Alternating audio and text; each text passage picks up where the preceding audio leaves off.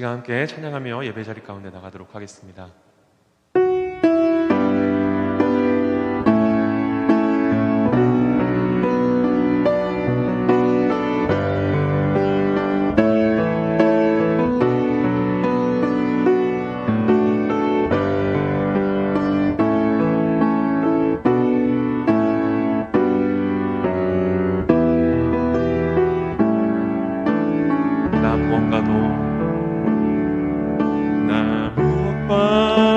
주님을 바꾸지 않으리. 다른 어떤 은혜 구하지 않으리. 오직 주님만이 내 삶의 도움이시니 주의 얼굴 보기 원합니다. 주님 사랑해요. 주님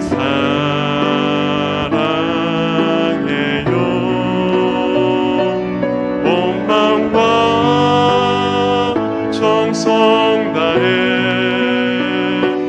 하나님의 진실한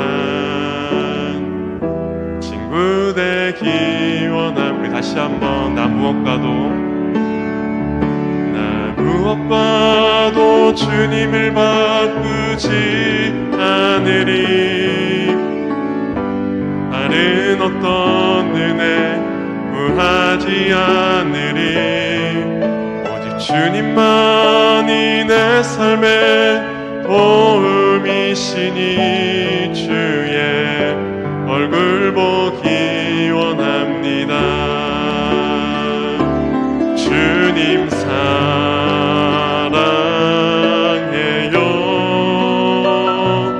온 마음과 정성 다해 하나님의 진실한 친구 되기 원합니다. 주님 사랑해요. 주님 사랑해요.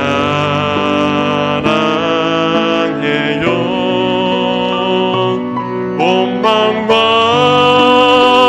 정성 다해 하나님의 진실한 친구 되기 원. 우리 마지막으로 주님 사랑해요. 주님 사랑해요.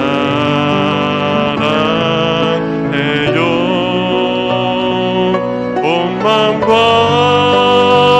정성 다해 하나님의 진실한 친구 되기 원합니다. 우리 이 시간 박수치며 주님을 찬양하기 원합니다.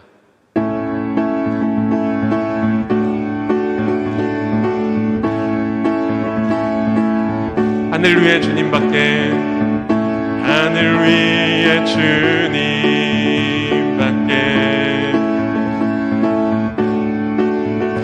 내가 사모할 자 이 세상에 없네.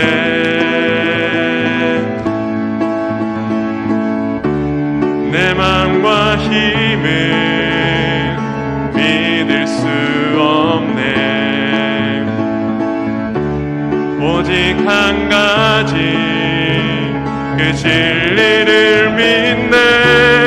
주는 나의 힘이요, 주는 나의 힘이요, 주는 나의 힘이요.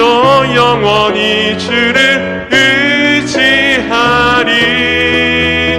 영원히. 우리 다시 한번 하늘 위에, 하늘 위에 주님밖에 내가 사모할 자, 내가 사모할 자 이 세상에 없네.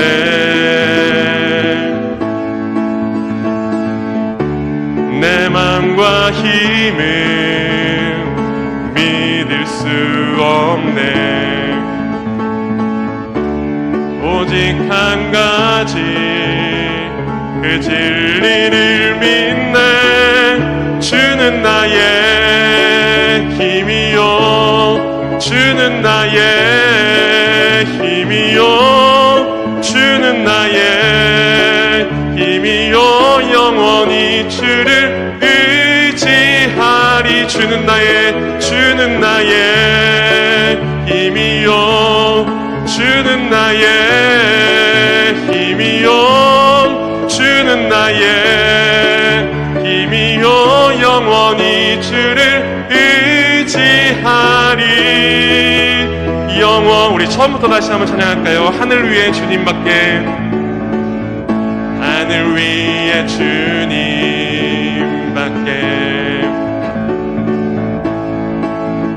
내가 사모할 자 이 세상에 없네.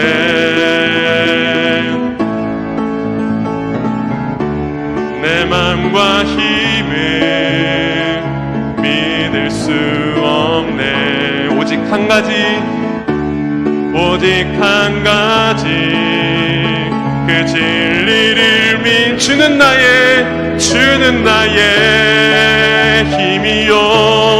주는 나의 힘이요 주는 나의 힘이요 영원히 주를 의지하리. 주는 나의 힘이요 주는 나의 힘이요 주는 나의 힘이요 영원히 주를 의지하리. 영원히 예수 나 첫사랑 대신에 내 첫사랑 지존자 되신 그리스도 예수 찬양하리. 보좌 앞에 나의 삶이 향기로운 제사로 주께 드려지기 원하네. 다시 한번 예수 나의 첫사랑 대신에 내 첫사랑 지존자 되신 그리스도 예수 찬양하리. 보좌 앞에 나의 삶이 향기로운 제사로 주께 드려지기 원하네. 오직 주만 바라 나의 삶을 드리네. 다른 길은 찾지 않으리. 나의 온전한 열정과 나의 찬양 대신에 주의 길을 따라가리라. 다시 한번 예수 나의 첫사랑 대신에 내 첫사랑 지존자 되신 그리스도 예수 찬양하리. 보좌 앞에 나의 삶이 향기로운 제사로 주께 드려지길 원하네. 오직 주만 바라보며 나의 삶을 드리네. 다른 길은 찾지 않으리. 나의 온전한 열정과 나의 찬양 대신에 주의 길을 따라가리라.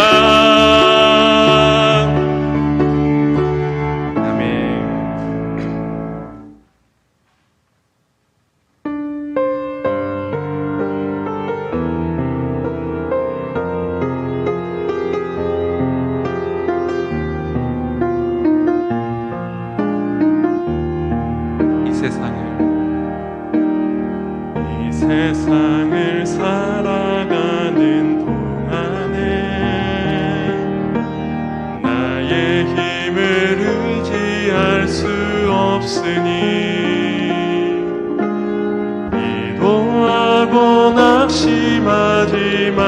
것은 주께서 참 소망이 되심이라. 하나님의 꿈이 나의 비전이 되고 예수님의 성품이 나의 인격이 되고 성령님의 권능이 나의 능력이 되길 원하고 바라고 기도합니. 우리 처음부터 다시 한번 이 세상을 살아가는 동안에 나의 힘을 의지할 수 없으니 기도하고 낙심하지 말 것은 주께서 참 소망이 되심이라. 하나님의 꿈이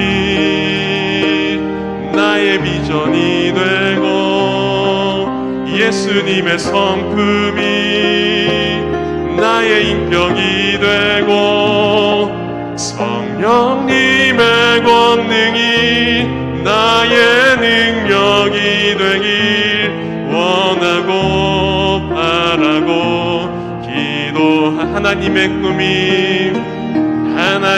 꿈이 나의 비전이 되고 예수님의 성품이 나의 인격이 되고 성령님의 권능이 나의 능력이 되길 원하고 바라고 주의 길을 걸어가는 동안에 세상의 것 의지할 수 없으니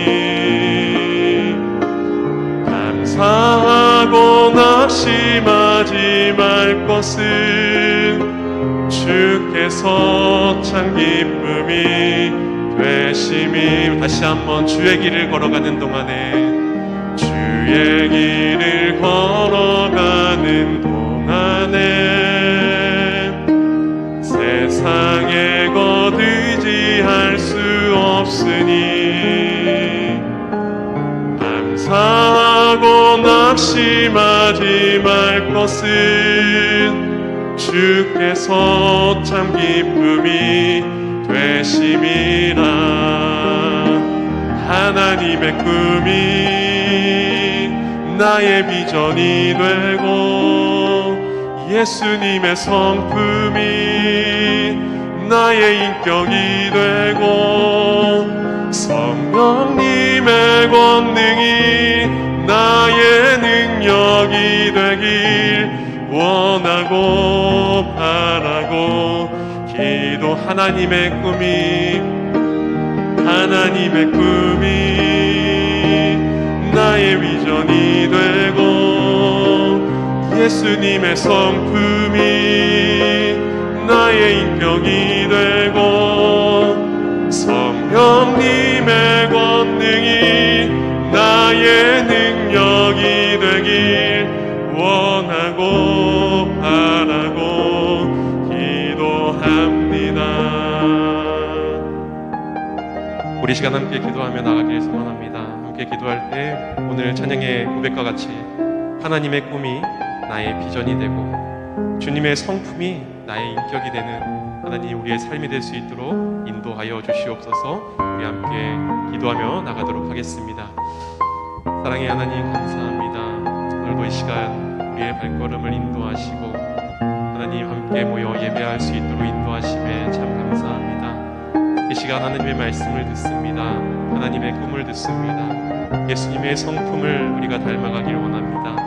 아버지, 이 시간 가운데 우리의 마음의 중심에 문을 두드리시는 그 하나님께 마음의 문을 열게 하시고 주의 음성에 귀 기울이게 하시고 하나님 그 말씀을 통하여서 우리의 삶이 하나하나 바뀌어져 가고 힘을 얻고 용기를 얻는 시간 될 수 있도록 도와주시옵소서. 말씀 전하신 목사님 가운데 함께 하시고 은혜 덧입혀 주시옵소서.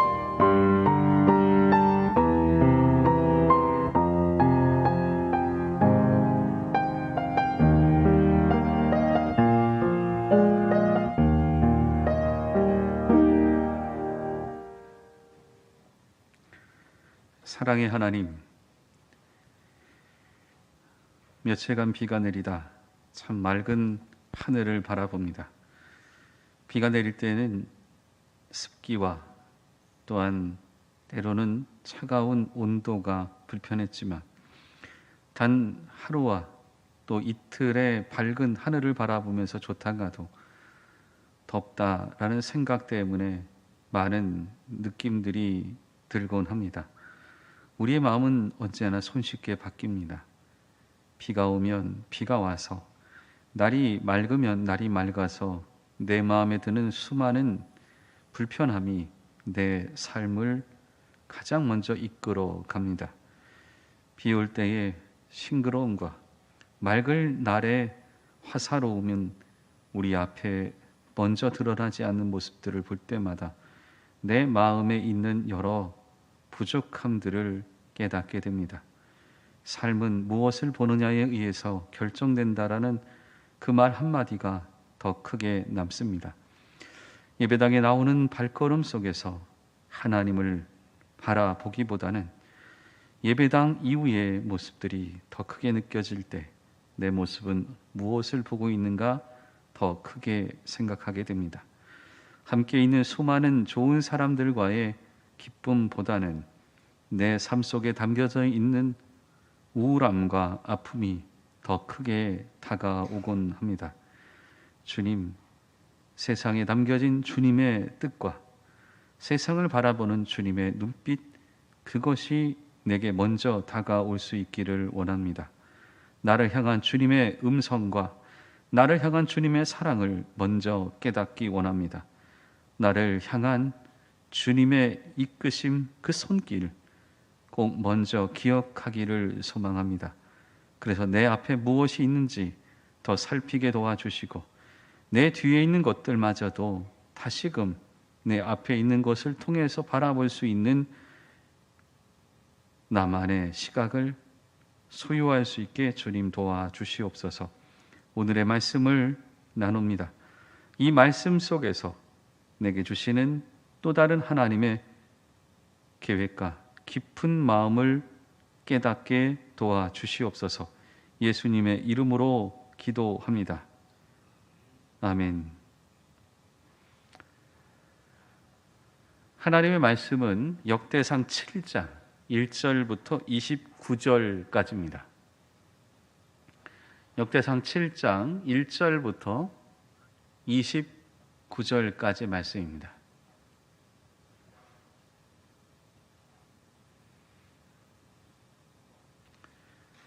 역대상 7장 1절부터 29절까지의 말씀 함께 읽겠습니다. 이사갈의 아들들은 돌라와 부하와 야숲과 시므론 네 사람이며 돌라의 아들들은 우시와 르바야와 여리엘과 야메와 입삼과 스무엘이니 다 그의 아버지 돌라의 집 우두머리라. 대대로 용사이더니 다윗 때에 이르러는 그 수요가 22,600명이었더라. 우시의 아들은 이스라히야요, 이스라히야의 아들들은 미가엘과 오바댜와 요엘과 이시야 5사람이 모두 우두머리며 그들과 함께 있는 자는 그 계보와 종족대로 능히 출전할 만한 군대가 36,000명이니 이는 그 처자가 많기 때문이며 그의 형제 이사갈의 모든 종족은 다 용감한 장사라. 그 전체를 계수하면 87,000명이었더라. 베냐민의 아들들은 벨라와 베갈과 여디아엘 세 사람이며 벨라의 아들들은 에스본과 우시와 우시엘과 여리못과 일이 5사람이니 다 그 집의 우두머리요 큰 용사라.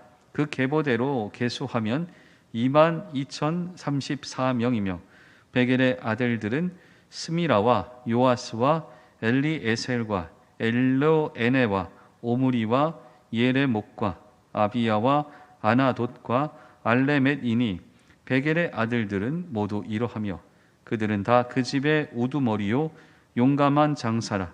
그 자손을 계보에 의해 계수하면 22,200명이며 여디아엘의 아들은 빌하니요 빌한의 아들들은 여우스와 베냐민과 에훗과 그나아나와 세단과 다시스와 아히사할이니 이 여디 아엘의 아들들은 모두 그 집의 우두머리요 큰 용사라. 그들의 자손 중에 능히 출전할 만한 자가 17,200명이며 일의 아들은 수빔과 훗빔이요 아엘의 아들은 후심이더라.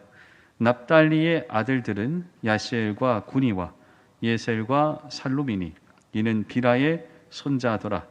므낫세의 아들들은 그의 아내가 낳아준 아스리엘과 그의 소실 아람 연이 낳아준 길르앗의 아버지 마길이니 마길은 훗빔과 숫빔의 누이 마아가라 하는 이에게 장가 들었더라.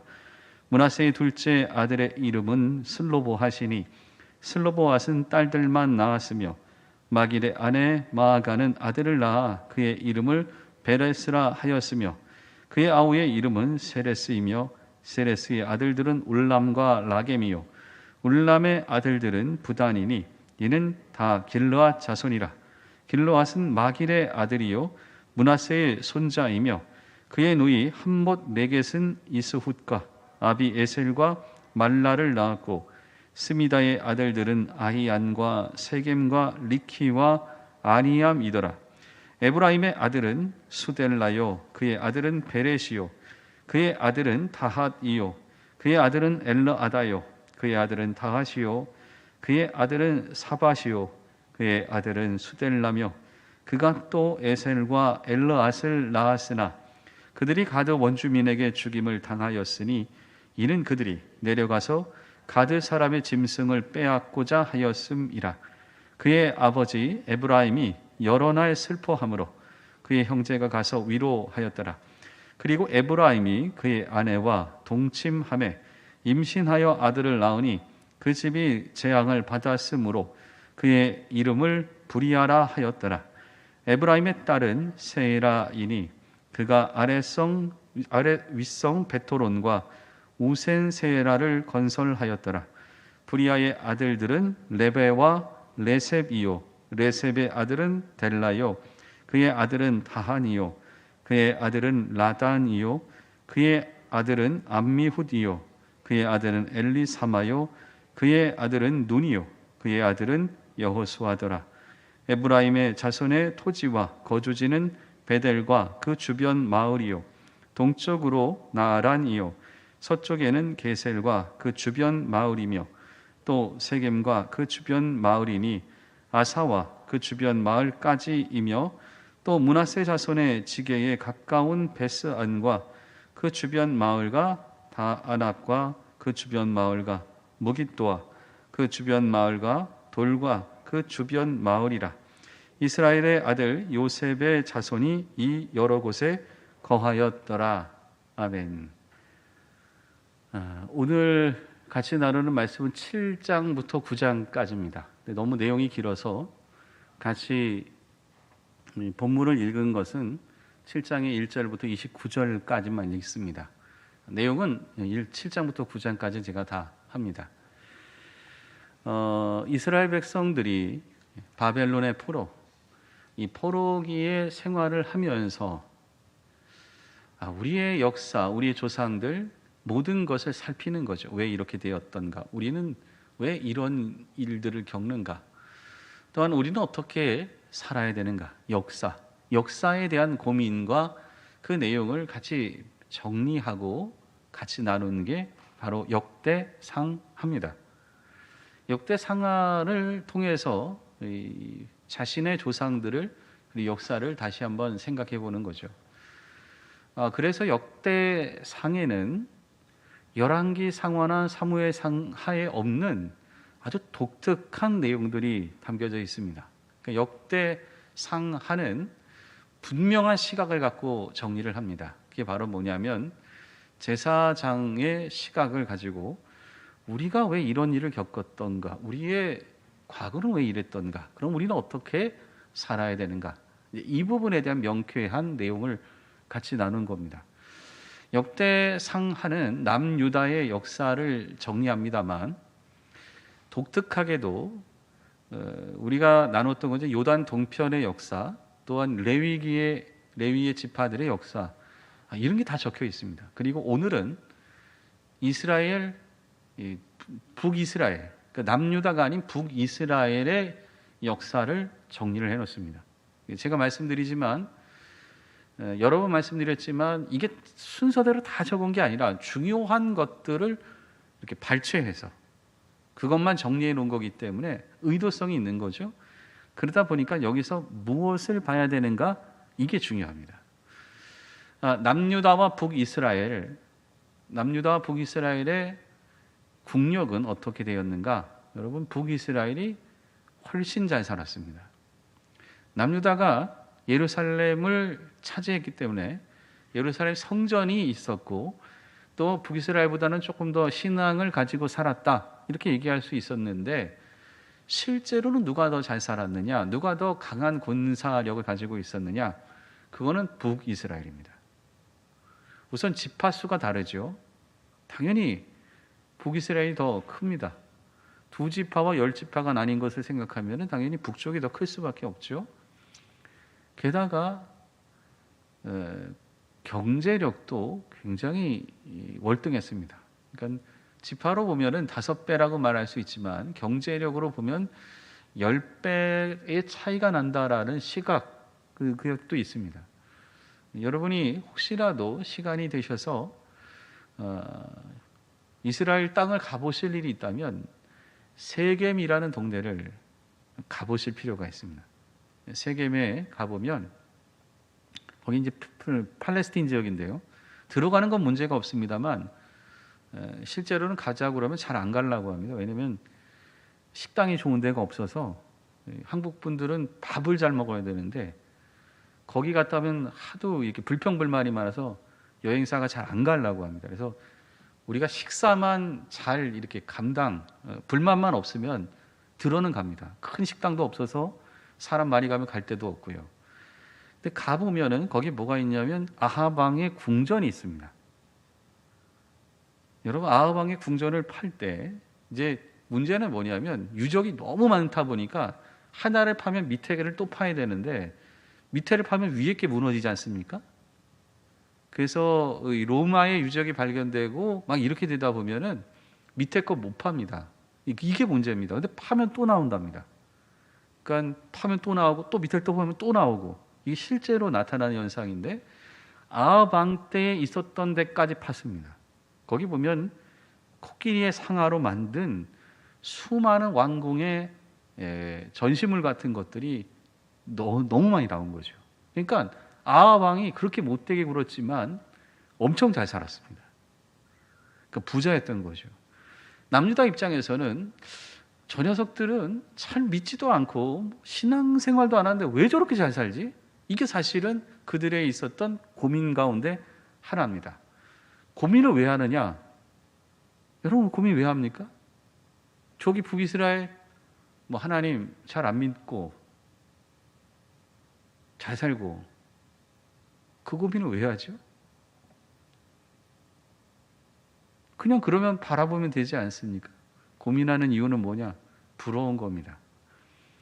나는 신앙생활 잘하는데 별로 못 살고, 쟤는 신앙생활도 잘 안 하는데 잘 살고, 우리는 뭔가 신앙생활 좀 하려고 하면 이것도 안 된다, 저것도 안 된다, 다 안 된다 그러고, 쟤네는 신앙생활도 잘 안 하니까 이것도 된다, 저것도 된다, 마음대로 다 된다. 근데 돈도 잘 벌고. 참 고민이 되는 내용 아니겠습니까? 어떤 분이 저한테도 그런 얘기를 하더라고요. 예전에 이제 있던 교회인데 열심히 기도하고 열심히 신앙생활하는데 왜 이렇게 우리 집은 가난한지 모르겠다고. 자기 친척 중에 쟤는 신앙생활도 안 하고 저 나쁜 놈, 아주 도덕적으로 타락하고 아주 인간도 아닌 놈인데 너무너무 잘 살아갖고 떵떵거린다고. 그래서 우리한테 와서는 야, 너는 하나님한테 기도하는데 왜 이렇게 못 사냐, 이렇게 말하면 할 말이 없다는 거예요. 그 얘기를 저한테 하더라고요. 그래서 그런 얘기 딱 듣고 나면은 이제, 왜냐하면 저는 목사니까 조금 다른 면이 있지 않습니까? 저는 이제 그런 거죠. 저는 이제 존재의 단단함이 저는 굉장히 중요하게 여기는 사람이기 때문에 내가 내 길을 힘차게 멋지게 살아가면 나는 그거에 당당함이 좀 더 앞서기니까 별로 그런 거에 이렇게 많이 그런 건 없는데 그렇게 답변할 수는 없잖아요. 그분은 원래 그걸 원하니까. 그래서 가만히 있다가 그러시냐고. 그러면 제가 하는 게 있습니다. 열왕기 상하하고 역대 상하를 좀 잘 읽어보시라 이렇게 얘기합니다. 근데 지금 생각해보니까 잘못 대답한 것 같아요.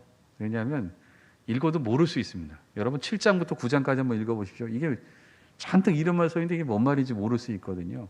제가 누누이 말씀드린 게 역대상 1장부터 9장은 공부하려고 해도 잘 어려우니까 읽고 제 설교를 듣는 게 낫다. 왜냐하면 제가 책을 몇 번을 읽어서 정리를 하거든요. 그러면 제가 나름 정리해서 하는 건데 여러분 책이라고 다 읽으면 이게 금방 이해가 되느냐? 그것도 아닙니다. 막 정리를 많이 해야 되는데 북이스라엘을 향한 그 시각이 해결이 됩니다. 언제 해결되느냐? 이스라엘 백성들이 포로기를 거치고 돌아오면서 그래 그렇게 잘 살았던 북이스라엘 지금 뭐지? 싹 사라진 거예요. 역사에 남아있지 않습니다. 그러네. 포로기를 거치고 나서 보니까 걔네들 아무것도 아니네. 이런 생각을 하게 되는 거죠. 여러분 여기에 보면은 북이스라엘 지파가 이렇게 쭉쭉 적혀 있습니다. 뭐 어떤 지파 적혀 있고 많지 않아요, 이름은. 그러니까 중요한 이름들을 몇 개 적어 놓은 것뿐입니다. 그런데 한 명도 적혀 있지 않은 지파가 두 개나 있습니다. 스불론 지파, 단 지파. 7장부터 9장까지 읽다 보면 스불론 지파와 단 지파는 아예 이름 한 명도 안 나옵니다. 왜 그러냐? 갔다가 복귀를 하고 와서 보니까 너무나도 흔적 없이 다 사라져갖고 남아있는 자료나 사람이 없는 거예요. 우리도 역사를 쓰려면 근거가 있어야 되니까 뭐 찾지 않습니까? 찾아서 써야 되는데 어찌나 사라져버렸는지 스불론 지파와 단 지파는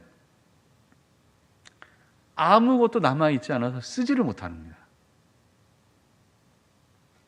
이렇게까지 돼버리고 나니까 진짜 역사가 이런 거구나. 이런 것들을 깨닫게 되는 거죠. 게다가 납달리 지파 이따가 제가 이제 읽겠습니다만 딱 한 절만 적혀 있습니다. 납달리 지파는. 그러니까 두 개 지파는 이름도 아예 하나도 없고 한 지파는 딱 한 줄, 한 절만 적혀 있는 지파가 있는 거예요. 그래서 이것을 쭉 보면서 뭐라고 하느냐? 하나님의 말씀 앞에서 우리가 길게 봐야만 역사라는 관점, 역사의 큰 흐름에서 우리가 봐야만 이것들을 우리가 얘기할 수 있겠구나. 얘기하는 거죠. 참 신기하죠. 저는 뭐 워낙 여러 경우의 수를 목사가 되다 보니 여러 경우의 수를 볼 수밖에 좀 없습니다. 저 같은 경우는 장례를 좀 많이 가고 이 장례가 딱 나면은 신기할 정도로 숨겨진 가족들이 다 나옵니다. 신기할 정도로. 왜 나오는가 보면은 다 재산 때문에 나옵니다. 한 번도 안 오시던 분이, 그래서 제가 여기는 친척이 없다, 가족이 없다. 정말 그래서 구역 식구들한테 부탁을 해서 여기는 친척도 가족도 없으니까 우리가 좀 맡아서 해주십시오라고 아주 간곡하게 부탁을 해서 장례를 딱 하다 보면 마지막 날이든 그 전날이든 나타나더라고요. 너무 놀라운 거예요. 그래서 이렇게 한 번도 안 왔냐 이렇게 묻고 싶은데 그렇게 물을 수는 없지 않습니까? 그래서 그러고 있는데 아니나 다를까 꼭 그렇게 되는 경우는 문제가 일어나더라고요. 결국 그 몇 명 온 분들끼리 문제가 일어납니다. 어마어마한 돈을 갖고 있는 분도, 정말 작은 돈을 갖고 있는 분도 문제가 일어납니다. 여러분 돌아가셨는데 미망인, 그러니까 여성분이죠. 그 앞에 딸과 아들이 장례시장에서 싸우는 거 본 적 있으십니까? 어마어마한 돈입니다. 어마어마한 돈. 강남 한복판에 엄청난 빌딩을 갖고 있는데 그 엄청난 돈을 갖고 있는 사람이 아버지 돌아가신 그 장례식장 안에서 아들과 딸이 싸웁니다. 그거 보면서 제가 이게 시간을 두고 역사의 흐름을 두고 봐야 좋다 나쁘다 말할 수 있겠구나. 당장의 것으로 평가하기는 쉽지 않겠구나라는 생각들을 그때 하게 된 거죠. 여기 보십시오. 놀라운 일들이 펼쳐집니다.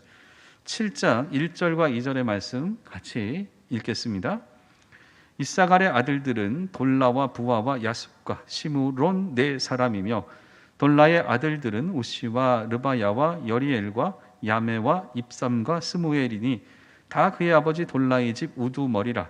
대대로 용사이더니 다윗 때에 이르러 그 수요가 22,600명이었더라. 이사갈 지파의 자손들이 다 이 특징이 뭐냐면 그 체격이 크고 힘이 좋았습니다. 그러니까 군대나 이런 데 큰 쓰임을 받는 거죠. 옛날 같았으면 장정입니다. 장정. 그러니까 이 사람들은 중요한 이치를 맡았고 귀한 일을 많이 했던 거죠. 여기 보면은 2절 보면은 다윗 때 그의 아버지 돌라의 집 우두머리라 대대로 용사이더니, 대대로 용사라는 거는 큰 일을 했던 사람입니다. 전쟁에서. 다윗 때에 이르러 그 수요가 22,600명, 22,600명의 사람들이 용사, 그러니까 전쟁이 벌어지면 그 앞에서 지휘관이나 아니면 큰 싸움을 앞에 나가서 했던 사람, 그런 사람들이 돌라, 이사갈 지파에서 나온 사람들입니다. 근데 어떻게 됩니까? 싹 다 사라집니다. 여기 뭐 밑에 쭉 나온 이름들을 쭉 보면은 이름이 되게 많습니다. 이렇게 몇 명이고 몇 명이 굉장히 많은데 이사갈 지파가 이렇게 한순간에 사라지는 것, 그리고 남는 사람이 없는 것, 그 대단한 용사들의 가문이 이렇게 사라지는 부분에 있어서의 핵심은 뭐냐? 여러분, 북이스라엘에 대한 오늘 지파들의 내용이죠. 바로 뭐냐? 자녀를 흘러가면서, 시간이 흘러가면서 이 자녀들을 인격과 신앙으로 양육하지 못했기 때문입니다. 인격과 신앙, 이 두 축으로 양육하지 못했기 때문에 시간이 지나가면서 이 이사갈 지파의 그 용사들이 가득 차 있는 이 집안이 다 사라져 버린 거죠. 여러분, 9장의 맨 마지막에 가면 누구만 남느냐? 느디님 사람이라고 남는다. 이게 제가 나중에 설명드리지만 허드렛 일을 하는 사람들은 그 땅에 살았고 용사는 싹 다 사라집니다. 역사는 참 길게 봐야 됩니다. 지금의 것으로 그냥 끝난다. 이건 우리의 시각이죠. 더 두고 그 다음 때를 보고 났을 때 이게 어떻게 되었는가, 이걸 봐야 되는 거죠. 이 베냐민 지파에도 참 많았는데 뭐 이게 6절부터 12절까지가 베냐민 지파입니다만, 베냐민 지파는 아주 독특한 일이 한번 생깁니다. 사사기에 보면은 베냐민 지파가 레위인의 첩을, 레위인의 첩, 말도 안 되는 얘기죠. 레위인이라면은 이제 우리 현재로서 목사 같은 일인데, 그 사람이 부인이 아닌 첩입니다. 첩을 아주 못된 짓을 하는 거죠. 아주 못된 짓을 해서 이스라엘 백성들이 그 잘못한 사람을 끄집어내라, 죽이겠다. 왜냐하면 모세의 율법은 그것에 대해서 사형입니다. 그러니까 죽이겠다 했는데 베냐민 지파가 끝내 안 내보냅니다. 어떻게 됩니까? 600명만 남습니다. 다 죽습니다.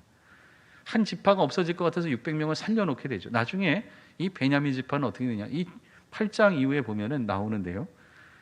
사울의 가문이 되었고 사울의 왕이 되었다가 남유다에 남아서 살아남습니다. 600명밖에 남지 않았던 베냐민 지파가 이 포로기 이후에 살아 돌아오는 지파가 되는 게 베냐민 지파입니다. 여러분, 이게 왜 두 개를 붙여놨느냐? 이사갈은 용사의 지파고 베냐민 지파는 쫄딱 망한 지파입니다. 근데 누가 살아남느냐? 이게 문제인 거죠. 이게 핵심입니다. 잘 나가는 이사갈 지파 남아있는 게 없어요. 근데 거기 쫄딱 망했던 베냐민 지파 남유다로 들어오게 되고 이 사람들이 살아남는 것들이 나타나게 됩니다.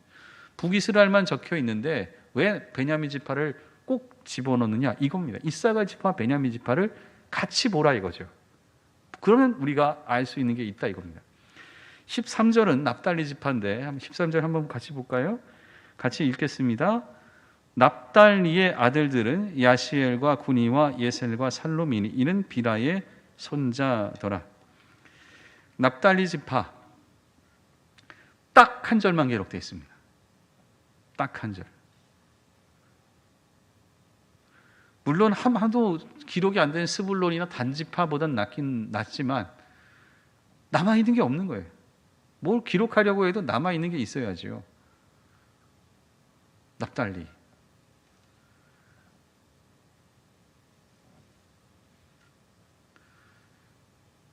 참 이런 것들을 보게 되면 현재 내가 좀 부족하다 해도 희망이 있지 않습니까? 내가 어떤 방향과 어떤 길로 살아가느냐에 의해서 내 후대가 어떻게 변할지 모르는 거죠. 납달리 딱 한 절 남은 겁니다. 딱 한 절. 그러면서 이거를 볼 때마다 이스라엘 백성들이 그 대단한 납달리 지파가 딱 한 절밖에 없네. 정말 우리가 정말 어떻게 살아가야 될까? 이거를 생각할 수밖에 없는 거예요. 그러니까 우리는 이스라엘 땅을 잘 모르고 지파의 역사를 모르다 보니까 읽으면 그런가 보다. 여러분 29절은 제가 읽었잖아요, 같이. 그러면 이 어려운 이름들이 쭉 나오네 이렇게 하는데 이걸 왜 썼는지를 꼭 알아야 됩니다. 납달리 지파는 한 절밖에 없어요. 나름 역할을 감당했던 지파가 이거 하나로 싹 사라질 수밖에 없는구나. 이거를 깨달아야 되는 거죠. 그 다음에 므낫세 지파를 보겠습니다. 14절과 15절의 말씀, 14절과 15절의 말씀 같이 읽습니다. 므낫세의 아들들은 그의 아내가 낳아준 아스리엘과 그의 소실 아람년이 낳아준 길르앗의 아버지 마길이니 마길은 훗빔과 숫빔의 누이 마가라 하는 이에게 장가 들었더라. 므낫세의 둘째 아들의 이름은 슬로보앗이니 슬로보앗은 딸들만 낳았으며 므낫세 지파는 여러분 므낫세 반지파라고 해서 요단 동편 얘기할 때 말씀드렸습니다. 그러니까 므낫세의 반이 므낫세의 2분의 1 이게 요단 동쪽 땅에 있고 므낫세의 또 2분의 1 므낫세의 반입니다. 그게 요단강 서쪽에 있습니다. 이렇게 두 쪽으로 나뉩니다. 예전에 제가 이제 므낫세 반지파니까 이름이 므낫세 반 이렇게 아시는 분이 있더라고요. 그래서 이제는 제가 설명할 때 므낫세 2분의 1 그래서 므낫세 반, 므낫세 2분의 1, 므낫세 반 이렇게 2분의 1씩 나뉘는데 요단강을 중심으로 오른쪽, 요단강 동쪽, 요단강 서쪽, 가나안 땅의 2분의 1 이렇게 있습니다. 근데 여기 보면은 뭐로 나오느냐? 여기 그의 아내가 낳아준 아스리엘, 그의 소실 아람년이 낳아준 길르앗의 아버지 마겔 이렇게 납니다. 이걸 왜 적어놨는가? 이걸 봐야 되는 거죠. 여기 보면 그의 아내가 낳아준 아스리엘 그리고 그의 아람년이 낳아준 길르앗의 아버지 마겔 그리고 두 해 밑에 보면 마길은 쭉 됐고 숫빔의 누이 마아가라는 이게 장가 들었더라. 므낫세의 둘째 아들의 이름은 슬로보앗은 딸들만 낳았더라. 이게 무슨 말인지를 제가 설명을 드립니다. 사실은 1장부터 9장까지가 제 하이라이트 같아요. 여러분 아무리 읽어도 이거 금방 모를 거예요. 그래서 9장이 오늘로 끝나는데 좀 아쉽습니다. 빛나는 때가 이제 끝날 것 같아요. 저는 이제 신학을 공부하고 연구하니까 이게 타다닥 나오는 거지만 여러분 웬만한 책 보면 모릅니다. 여기 보면 므낫세의 아들을 마길이 낳습니다. 첫째 아들이죠. 둘째 아들이 누굽니까? 슬로보앗. 근데 마길은 누구에게서 낳은 아들이냐? 아람 여인이 낳아준 아이입니다. 그렇죠? 이렇게 해서 첫째 아들 마겔, 둘째 아들 슬로보앗. 이걸 왜 그렇게 낳았느냐? 우선은 피는 마길이 이방인의 피가 섞여 있다. 그 다음에 둘째 아들 슬로보앗은 좀 다르다. 이렇게 보면 되는 거예요. 근데 마길은 요단 동편, 슬로보앗은 요단 서편, 가나안 땅. 그러니까 므낫세가 반지파로 나뉘게 되는 것은 반반 나뉘게 되는 것은 마길과 슬로보앗 이렇게 나뉜다고 생각하면 되는 겁니다. 요단 동편의 마길, 요단 서편이 슬로보아. 근데 딱 보면은 누가 잘냈느냐? 마길이죠. 왜냐? 요단 서편에는 슬로보아는 딸밖에 못 난 거예요. 그러니까 이스라엘 입장에서 생각해 주셔야 됩니다. 지금은 딸 낳으면 다 좋아하죠. 요즘 젊은 분들 물어보면 딸 낳으면 좋아합니다. 예. 요즘 그런 거 있지 않습니까? 아들 셋인데 한 명 더 낳아봐라, 딸 낳을 수 있다 그러면 끔찍한 얘기 하지 마라. 넷째도 아들 되면 어떡하냐. 뭐 이런 얘기 하지 않습니까? 정말 아들만 있는 분들은 그런 얘기 들으면 속상하죠. 그렇지 않습니까? 근데 예단 입장에서는 딸만 낳으면은 이 재산 분배나 이런 게 문제가 되잖아요. 그렇잖아요? 그러니까 입장에서 봤을 때 이거는 어떡하냐? 이런 생각이 드는 거죠. 근데 요단 동편의 마길은 어떻게 됩니까? 망하는 쪽으로 가고, 요단 서편의 슬로보앗은 딸들밖에 안 낳지만 그들을 통해서 주어진 지파가 연결되면서 오히려 요단 서편이 더 잘 된 거죠. 역사의 흐름을 보고 이게 설명을 하는 거예요. 처음 보기에는 더 잘된 마길, 그러나 서편 쪽은 잘 안 된 요단 서편의 므낫세 반지파, 슬로보앗의 자녀들, 누가 하나님의 복 가운데 있느냐? 신기하게도 요단 서편. 그리고 마길은 어떻게 됩니까? 이방인의 피가 흘렀다라는 것, 그가 신앙적인 선택을 하지 않고 결혼하고 살았다라는 것, 이렇게 설명을 하면서 이야기를 하고 있는 겁니다. 여러분, 제가 누누이 말씀드리지만 이게 뭐 결혼을 누구랑 해라 이런 차원의 것은 아닙니다. 제가 여러 번 말씀드리지만 현실적인 선택 가운데는 이게 잘 되지 않습니다만, 제가 말씀드린 겁니다. 여러분, 신앙의 흐름이 흘러가는 것은 꼭 기억해야 됩니다. 제가 5월 첫째 주에 부모가 신앙이 있는데 자녀 때에 신앙을 잃고, 또한 부모가 신앙이 없는데 자녀 때에 신앙이 좋고, 이런 경우도 성경에 있다고 제가 말씀드리면서 말씀드렸죠. 그 역사의 흐름이 어떤 흐름으로 가고 있느냐를 잘 봐야 돼요. 그것이 하나님의 축복의 흐름인지 아닌지 이게 구분이 된다는 거죠. 므낫세의 요단 동편이 왜 안 좋은 쪽으로 해서 요단 동편을 따로 쓸 수밖에 없었고, 므낫세의 요단 서편 쪽이 왜 하나님의 축복의 자녀로 흘러갔는지, 이거를 봤을 때에 사람의 눈에는 딸만 낳은 이 서편 쪽은 문제다 했지만 오히려 이쪽이 신앙의 흐름으로 갔고 하나님의 축복 가운데 있었고, 마길이 길르앗의 아버지라고 땅땅거리고 대단했지만 결국에는 신앙의 흐름이 아닌 축복을 받지 못하고 살아가는 흐름으로 갔다. 이게 바로 므낫세 지파를 설명하고 있는 내용입니다. 그 역사는 지나고 나서 보니까 보기가 쉬운 거죠. 역대상, 바벨론 포로기에 우리 조상들이 이렇게 살았구나, 이걸 정리하면서 얘기하니까 너무 쉬운 거예요.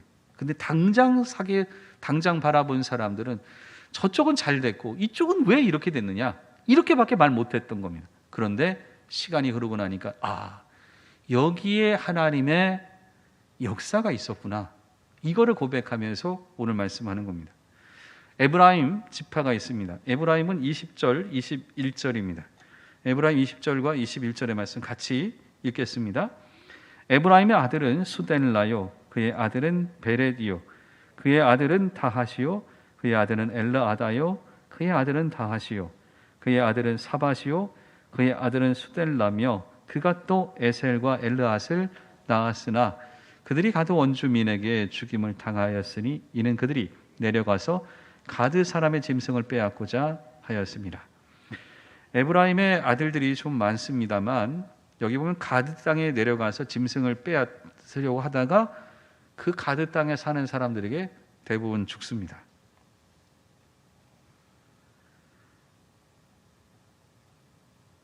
이 참 어려운 일이죠. 여러분, 자식이 죽은 것만큼 가슴 아픈 일이 어디 있습니까? 그게 너무 힘들었던 겁니다. 그래서 형제들이 어떻게 했는가? 22절입니다. 그의 아버지 에브라임이 여러 날 슬퍼함으로 그의 형제가 가서 위로하였더라. 당연히 위로합니다. 이게 얼마나 가슴 아픈 일이었던지. 너무 가슴 아팠던 거죠. 그래서 이 에브라임이 다시 자녀를 낳습니다. 이게 23절입니다. 그리고 에브라임이 그의 아내와 동침함에 임신하여 아들을 낳으니 그 집이 재앙을 받았으므로 그의 이름이 부리야라 하였더라. 부리야의 뜻은 재앙. 참 이게 말도 안 되는 내용인데요. 왜냐, 아들 이름 부리야라 짓는 부모가 어디 있습니까? 이거는 굉장히 후대의 의미적 이름으로 불린 거를 여기다 쓴 겁니다. 그러니까 저 아이는 재앙으로 있었던 그 결과로 인해서 다시 태어난, 하나님 더 준 아이입니다. 그러니까 이 아이에 대해서 이름을 붙일 때 그냥 다른 이름이 또 있었겠지만 부리야, 재앙 이렇게 된 겁니다. 그런데 볼까요? 이 부리야라는 아이를 통해서 또 다른 역사가 펼쳐집니다. 25절부터 27절까지 말씀 같이 읽습니다. 부리야의 아들들은 레바와 레셉이요, 레셉의 아들은 델라요, 그의 아들은 다한이요, 그의 아들은 라단이요, 그의 아들은 암미호시요, 그의 아들은 엘리사마요, 그의 아들은 눈이요, 그의 아들은 여호수아더라. 눈의 아들 여호수아. 여러분, 쫄딱망한 부리야의 아들 쭉 내려가다 누가 나타납니까? 여호수아. 민족의 지도자 여호수아가 나타나는 거죠. 여러분, 재앙으로 끝날 것 같았던 인생, 자식 다 잃고 하나 낳은 아들, 아무것도 없어졌던 거. 사람들이 또 어떻게 해도 그렇게 사느냐, 불쌍하다고 말한 그 집안에서 누가 나타나냐? 여호수아가 나타납니다. 여호수아가. 이거를 말하는 거예요. 사실은 하나님께서 므낫세와 에브라임의 요셉의 자녀들이지 않습니까? 요셉의 자녀들은 물질의 축복을 받았죠. 그 중에 장자의 축복이 요셉인데 그 중에 누구한테로 들어가느냐? 에브라임에게로 돌아갑니다. 에브라임이 야곱이 축복을 할 때 손을 엇갈려 하는 바람에 에브라임이 축복을 받지 않습니까? 근데 누가 이 에브라임의 축복이라고 하겠습니까? 자식 다 죽었고 낳은 아들이 부리야, 재앙이라고 말했는데, 근데 그 안에서 누가 나타나냐? 여호수아가 나타나는 거죠.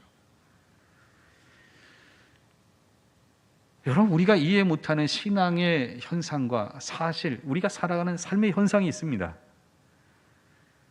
저 친구는 교회도 안 나가는데 잘 살고, 믿었다가 안 믿었는데 뭔가 더 잘 되는 것 같고, 수많은 일들이 우리에게 펼쳐질 때마다 이해할 수 없는 일, 그렇게 얘기합니다. 이 사실을 보십시오. 이스라엘 백성들에게 준 하나님의 분명한 말씀입니다. 지금 우리가 포로기를 살아가지만, 재앙의 때를 걷고 있지만 보십시오. 여호수아는 여기서 나옵니다. 하나님의 손길은 여기서 이어집니다. 우리가 어떻게 다시 일어설 수 있느냐?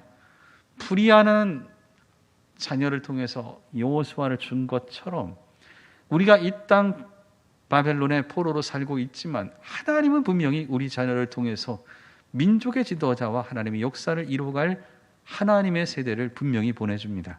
이거를 때문에 우리는 현재 견디고 살아가야 됩니다. 분명한 메시지입니다. 참 놀라운 일들을 이렇게 잘 정리를 해놓은 거예요. 베냐민 지파 한번 볼까요? 8장 6절과 7절 6절과 7절 8장 6절과 7절 같이 읽겠습니다. 에웃의 아들들은 이러하니라. 그들은 게바 주민의 우두머리로서 사로잡혀 마나핫으로 갔으니 곧 나아만과 아히야와 게라이며 게라는 또 우사와 아이훗을 낳았으며. 에훗, 진짜 사사시대 사람인데 이 에훗은 왼손잡이입니다. 당시 모압 에글론의 지배를 받고 있었는데 에훗이 왜 왼손잡이인가? 여러분, 왼손을 잘 써서 왼손잡이가 아니라 장애입니다. 오른손 장애 때문에 왼손을 쓴 거예요. 어떻게 합니까? 이 사람이 잘 참고 있다가 모압 에글론을 죽입니다. 이 에훗이라는 사람을 왜 썼는가?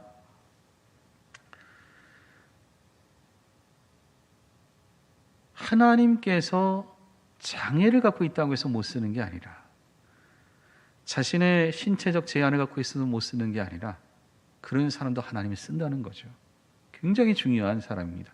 그런데 쭉 읽다 보면은 모압 땅에서 자녀를 낳았으니, 여기 보면 사하라임이죠. 이제 자녀를 8절에 보면 두 아내 후심과 바알을 내보낸 후에 모압 땅에서 자녀를 낳았으니 사라하임입니다. 이렇게 훌륭한 신앙의 가문에 두 아내를 이혼하고 모압 땅으로 갑니다. 여러분, 못 살아서 모압 땅으로 간 대표적인 사람이 룻기의 어머니, 시어머니죠. 그리고 시아버지 엘리멜렉과 나오미죠. 이 사람이 가난하고 힘들어서 모압 땅 갑니다. 그거 보면 이 사람이랑 다 똑같아요. 사라임이랑. 근데 물론 이 사람은 이혼하고 갔지만요.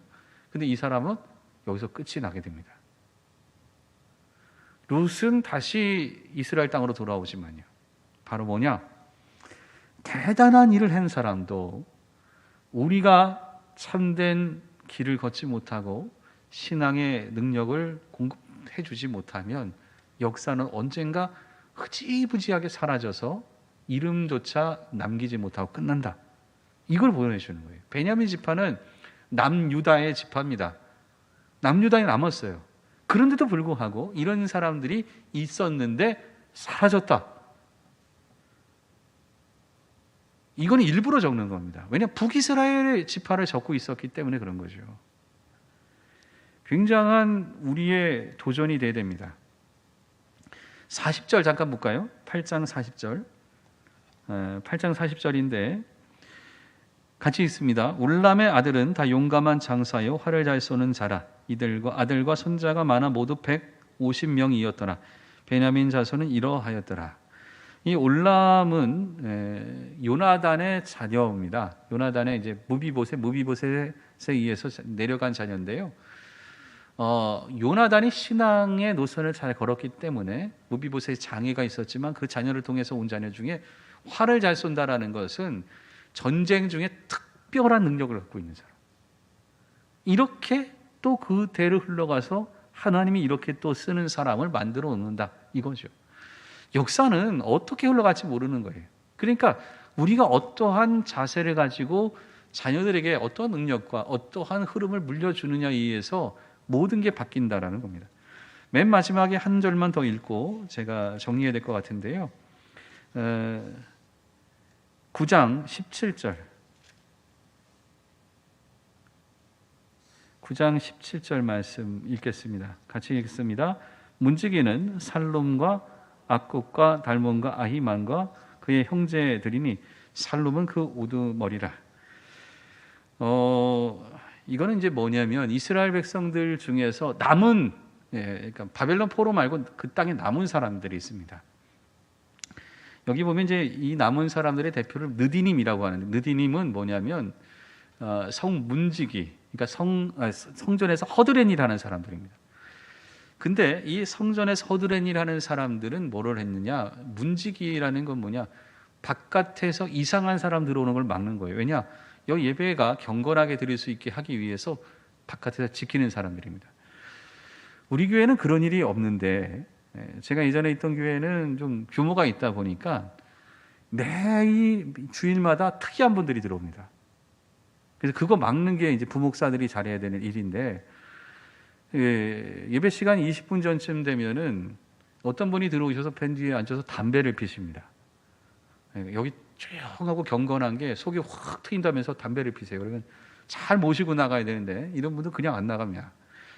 노숙자 되시는 분들 중에서 갖고 모시는데 여성분이 있으면 아주 곤란합니다. 이제 왜냐면 옷을 벗습니다. 손을 대면은 저희가 심각한 일이 벌어집니다. 그것뿐만 아니라 로버트 태권브이 마징가 제트 들어오세요. 이렇게 들어오십니다. 이렇게 오셔서 한 팔 들었다 이렇게 꺾고 이렇게 계단 올라갈 때마다 이렇게 바뀝니다. 이런 분들 들어오시면 아주 힘듭니다. 네.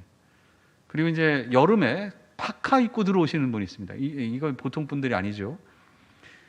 여러분 진짜 미쳐버립니다. 그런 분들 상대하려면. 여러분 이게 정상적으로 될 수 있는 일들이 아니고 게다가 여성분 들어오기 시작하면 이거는 뭐 손도 대지도 못하고 그렇다고 예배 시간은 있는데 나가야 딴 분들이 들어오지 않습니까? 어려운 거죠. 그러니까 이거에 대해서 거룩한 예배를 향해서 허드렛 일이지만 중요한 일을 맡았던 사람들이라고 생각하고 있었던 거죠. 이분들의 이름이 여기 적혀 있습니다. 왜냐? 남들은 우습게 본 거예요. 저 허드렛이라는 인간들. 그런데 누가 남아서 여기서 하느냐? 그 허드렛이라는 사람은 이 땅에 성전 다 부서지고 있어도 지키고 살았던 거죠. 역사는 이렇다라는 거예요. 남들이 대단하다고 본 사람들 오히려 망하고, 신앙과 성장 안에서 있던 사람들이 대를 흘러갈수록 하나님의 일을 맡고 있었다라는 것. 북이스라엘 저 떵떵거리고 살았던 저들 어느 순간에 싹 다 없어지고 족보도 발견 못하는 2개 지파, 딱 한 줄만 남은 1개 지파. 결국 하나님의 역사의 흐름 가운데 있을 때에 역사를 지나고 놓고 보면 하나님 그 사람을 통해서 분명히 이루어낸다라는 것. 지금 이 땅, 우리가 바벨론 땅에 포로로 살고 있지만 하나님의 능력과 신앙의 흐름에 있을 때 하나님 분명히 다시 세운다라는 것. 여러분, 말씀과 신앙으로 서십시오. 지금 우리가 힘들어도 내 후대를 통하여 하나님 분명히 역사합니다. 내가 지금 이 땅에 어렵게 지내고 있다 할지라도 하나님은 분명히 다시 세웁니다. 우리가 하나님의 역사 가운데 살아가는 하나님의 사람 되길 바랍니다. 기도하겠습니다. 사랑의 하나님, 붙잡아 주시옵소서. 우리가 주의 말씀으로, 능력으로 서게 도와주시고 참된 하나님의 역사 가운데 있게 하여 주시옵소서. 예수님의 이름으로 기도합니다. 아멘. 다 함께 일어나셔서 나 무엇과도 주님을 찬양합니다.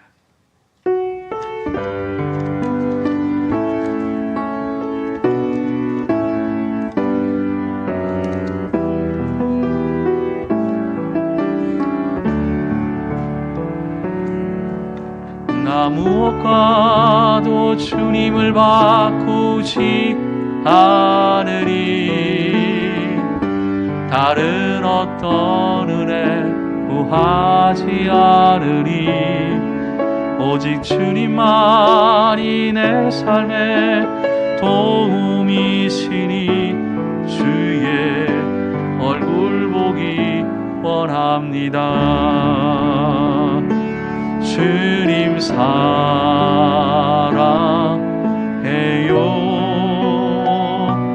온 마음과 정성 다해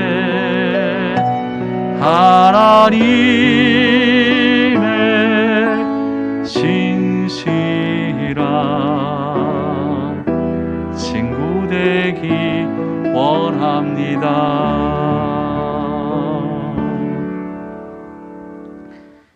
이제는 우리 주 예수 그리스도의 은혜와 하나님 아버지의 그 크신 사랑하심과 성령의 교통하심이 머리 숙인 하나님의 귀한 백성들 머리 위에, 그들의 가정과 산업 위에, 이 나라 위에 영원히 함께하옵시기를 간절히 축원하옵나이다. 아멘.